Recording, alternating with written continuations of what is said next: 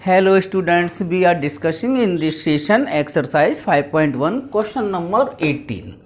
इसमें for what value of lambda is the function defined by, ये function है continuous बोल रहे हैं x इक्वल टू 0 पर x इक्वल टू 1 पर, तो लैम्डा की वैल्यू कितनी होगी। तो सबसे पहले हम इसका पार्ट 1 चेक करते हैं continuity at x equal to 0। x equal to 0 पर जब फंक्शन कंटिन्यूस होगा तो लैम्डा की वैल्यू क्या होगी देखते हैं। Part 1, if f(x) is continuous at x equal to 0, then limit x tends to 0 plus f(x), right hand limit x tends to 0 minus f(x), left hand limit, और ये function की वैल्यू x इक्वल टू 0 पर तीनों equal होती हैं जब function continuous होता है। और इस सवाल में आपसे वो कंटिन्यूस बोल ही रहे हैं, तो x टेंस टू 0, 0 से ग्रेटर, तो 0 से ग्रेटर के लिए फंक्शन है हमारे पास 4x प्लस 1।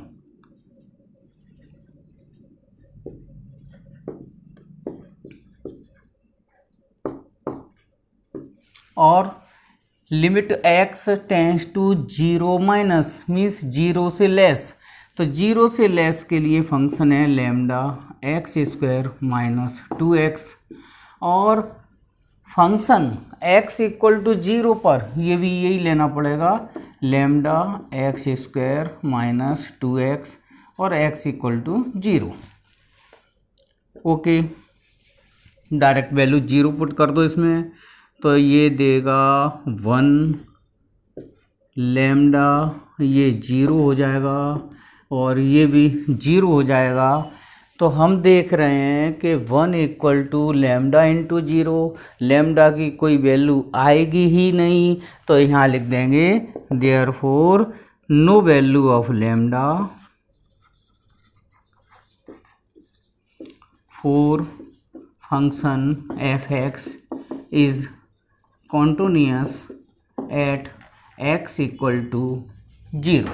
ओके, तो x इक्वल टू 0 पर फंक्शन अगर कॉन्टिन्यूस होगा तो लैम्डा की कोई भी वैल्यू यहाँ पर हमको नहीं मिलेगी।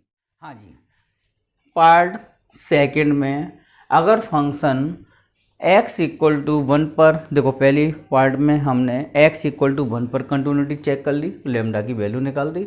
अब हमसे वो ये और कह रहे हैं what about continuity at x equal to 1, तो आप इसी सवाल में करेक्शन कर देना और 0 की जगह क्या रख देना, सब जगह +1।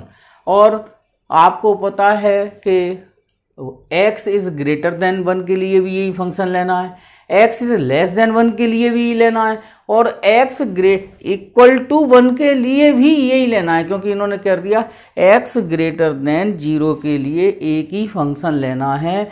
तो यहाँ पर फंक्शन कंटिन्यूस हो गया, पर लैम्डा की वैल्यू हमारी फिर भी कुछ भी नहीं आई, तो हम कह सकते हैं any value of lambda function f(x) is continuous at x equal to 1।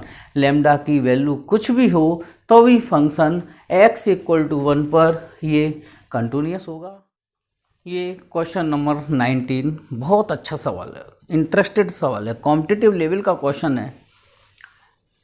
So that function defined gx x minus greatest integer function, ये ग्रेटेस्ट इंटीजर फंक्शन होता है, ये 11th क्लास में पढ़ा था, फिर भी मैं समझा दूं कि ग्रेटेस्ट इंटीजर फंक्शन होता क्या है।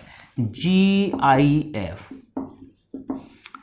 f(x) equal to greatest integer function, ये x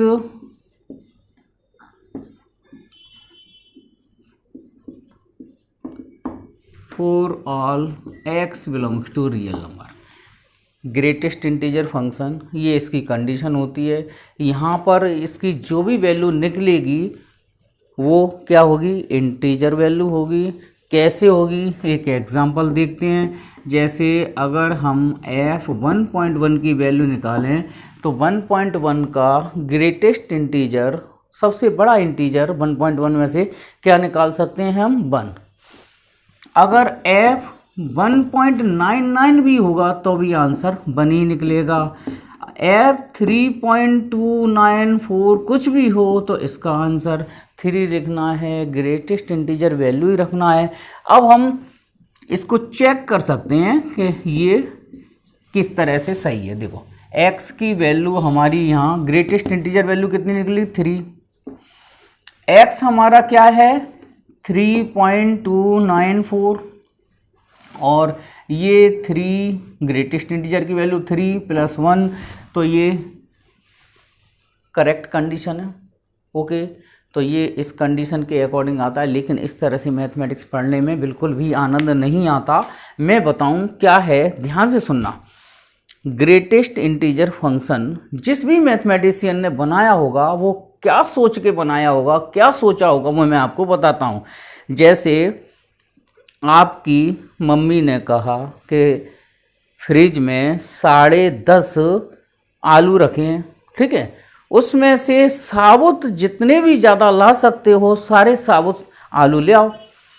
तो यदि कोई 9 आलू लाता है तो भी डांट पड़ेगी उसको। अगर और वो 11 आलू ला नहीं सकता 10.5 में से, तो एक बार फिर सुन लो, 10.5 का मतलब 10 साबुत आलू हैं और एक आधा कटा हुआ है। अगर आपसे किसी ने ये कह दिया कि हम इसमें से ज़्यादा कितने साबुत आलू निकाल सकते हैं, तो आपका जवाब होगा 10। कोई 11 निकाल नहीं सकता और उसमें से 9 लाएगा तो वो टोटल गलत है, क्योंकि शब्द लगा है ज़्यादा से ज़्यादा। ग्रेटेस्ट इंटीजर फंक्शन जैसे आपका -3.14 हो तो इसका ग्रेटेस्ट इंटीजर निकलेगा -4। ओके, अब मान लो -4.512 कोई भी इंटीजर हो तो इसका आंसर निकलेगा -5। क्यों निकलेगा? क्योंकि हम इसमें से जो इंटीजर वैल्यू निकाल रहे हैं वो क्या होना चाहिए? कम। वही जैसे मैंने अभ्यास बताया, 10.5 आलू में से आप 11 साबुत आलू नहीं ला सकते किसी भी हालत में। तो -4.512 का आंसर अगर मैं -4 लिख देता तो -4 तो इससे बड़ा हो जाता, बड़ी वैल्यू तो निकल नहीं सकती। इसलिए इससे छोटा नियरेस्ट इंटीजर क्या होगा? -5। तो यहाँ पे जो भी इंटीजर वैल्यू निकलेगी वो इससे क्या होना चाहिए? लेस या इक्वल। ओके, तो ये ग्रेटेस्ट इंटीजर फंक्शन समझ में आ गया होगा। अब हम इसकी कंटिन्यूटी चेक करते हैं ऑल इंटीग्रल पॉइंट्स पर। ऑल इंटीग्रल पॉइंट्स माने हमें कोई पर्टिकुलर वैल्यू नहीं दी तो हम पर्टिकुलर वैल्यू C या K सिलेक्ट कर सकते हैं। तो मेरा जहाँ तक अंदाज है आपको ग्रेटेस्ट इंटीजर फंक्शन समझ में आ गया होगा। अब देखो, right hand limit x tends to k plus fx। तो हम कंटिन्यूटी कितने पे चेक कर रहे हैं? कंटिन्यूटी एट x = k और k belongs to integer. k कोई भी इंटीजर हो, पॉजिटिव नेगेटिव कुछ भी हो। ओके, तो right hand limit x tends to k plus, function हमारे पास एक ही है, लिमिट h टेंड्स टू 0, ये k प्लस h और माइनस k प्लस h। आपको पता है h is very small positive real number, तो यहाँ तो ये आंसर देगा k प्लस h और ये आंसर देगा k। देखो k क्यों देगा?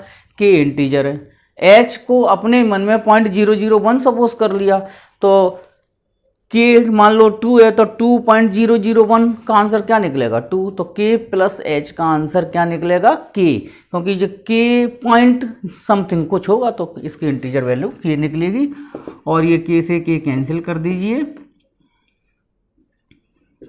Limit h tends to 0, h बचा, h की जगह 0 रखेंगे तो इसका आंसर निकला 0। अब देखते हैं इसकी लेफ्ट हैंड लिमिट।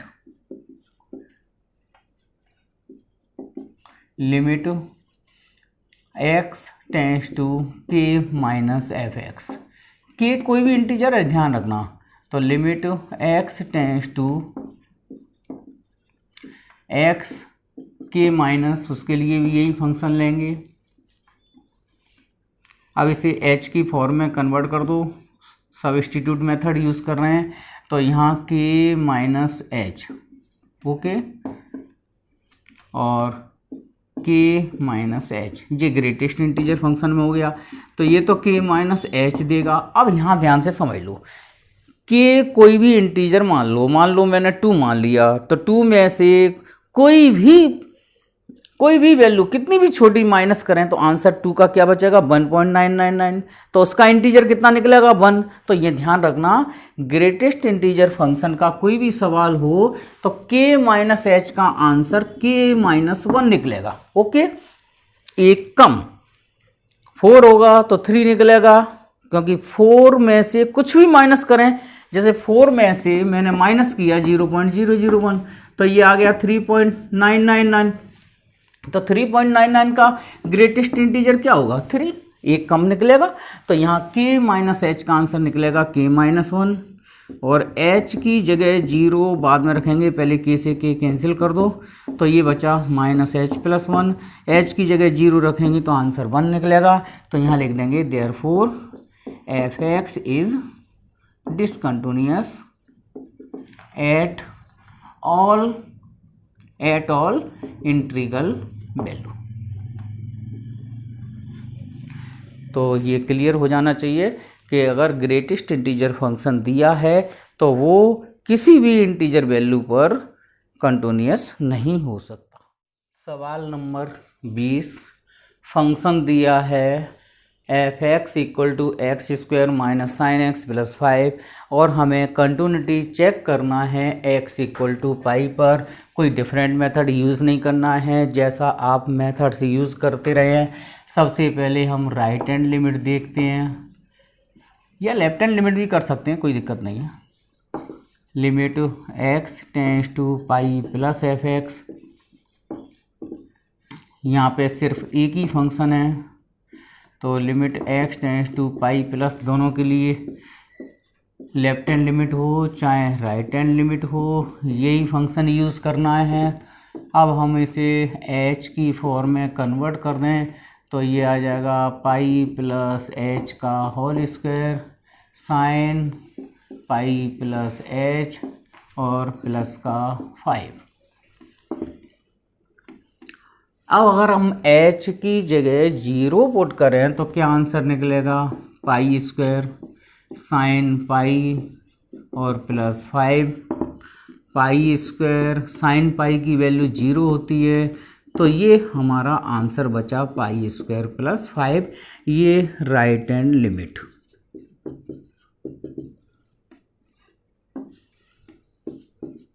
ओके, अब हम देखते हैं लेफ्ट हैंड लिमिट। तो limit x tends to pi minus f x हो, बिल्कुल सिंपल वे में उसी तरह सॉल्व करते जाओ जिस तरह से आप लोग सॉल्व करते आए हैं कंटिन्यूटी चेक करने में। तो लिमिट एक ही फंक्शन है, हमको कुछ और सोचना है ही नहीं, एक ही फंक्शन लेना है, x square minus sine x plus 5। Limit h tends to 0 pi minus h का whole square sine pi minus h और प्लस का 5। h की जगह 0 रखेंगे तो भी ये pi square sine pi plus 5 और पाई स्क्वायर साइन पाई की वैल्यू 0 प्लस 5 तो भी pi square plus 5। Okay, last में आप लोग लिख सकते हैं function is continuous at x equal to pi, लिख देना therefore f x is continuous at x equal to pi. Okay, बस इससे ज़्यादा सॉल्व नहीं करना, कंप्लीट सॉल्यूशन। हाँ जी, क्वेश्चन नंबर 21, ये कोसाइन फंक्शन हो, सेकेंड फंक्शन हो, टेंजेंट फंक्शन हो, अगर आपको कंटिन्यूटी चेक करना है तो अपने अंडर डोमेन में फंक्शन हमेशा कंटिन्यूअस होगा। तो हम कोई भी डोमेन की इसकी वैल्यू ले लेते हैं, के ले लेते हैं हम continuity at x equal to k पर चेक करते हैं।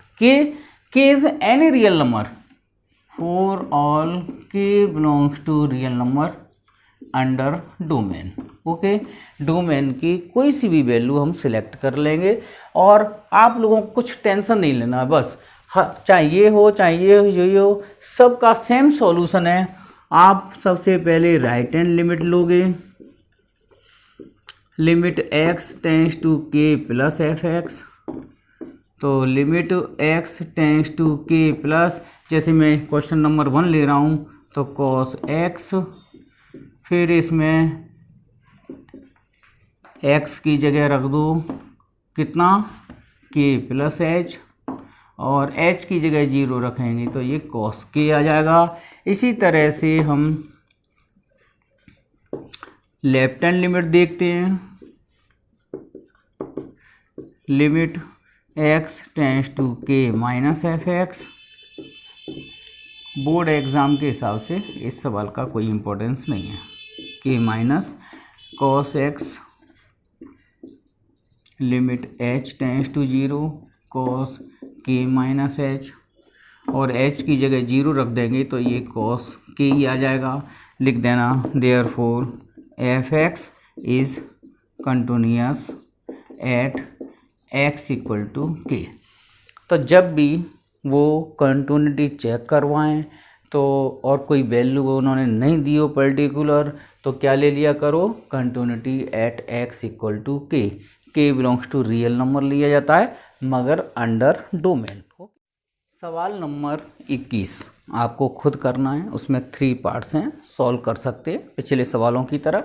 हाँ, सवाल number 23, find all points of discontinuous of है, मतलब आपको ये बताना है इसके ऐसे कितने पॉइंट्स होंगे जिन पर ये फंक्शन डिसकंटिन्यूअस होगा। तो ऐसे वाले सवाल में केवल, अब पॉइंट्स तो कुछ भी हो सकते हैं, लेकिन आप इस तरह के क्वेश्चन में केवल जो कंडीशंस दिए ना उस पर ही कंटिन्यूटी चेक करेंगे। हम केवल कंटिन्यूटी चेक करेंगे किसकी, continuity at x equal to 0 पर। अगर ये 0 पर कंटिन्यूअस होगा तो सारे पॉइंट्स पर कंटिन्यूअस होगा, एवरीवेयर कंटिन्यूअस होगा, मगर 0 पर चेक करके पता चलेगा, देखते हैं कंटिन्यूअस होगा कि नहीं। Okay, right hand limit,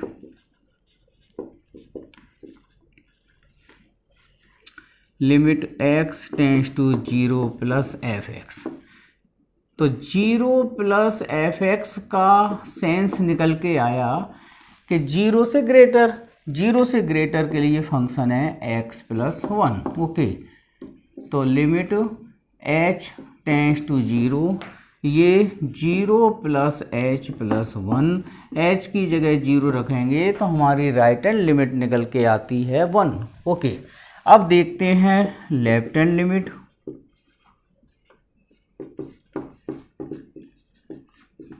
zero से less, x is less than 0, x is less than 0 function है हमारा sine x upon x, limit x tends to 0 minus, इसे भी h की फॉर्म में कन्वर्ट कर दो तो limit h tends to 0 sine 0 minus h, और इधर भी 0 माइनस h।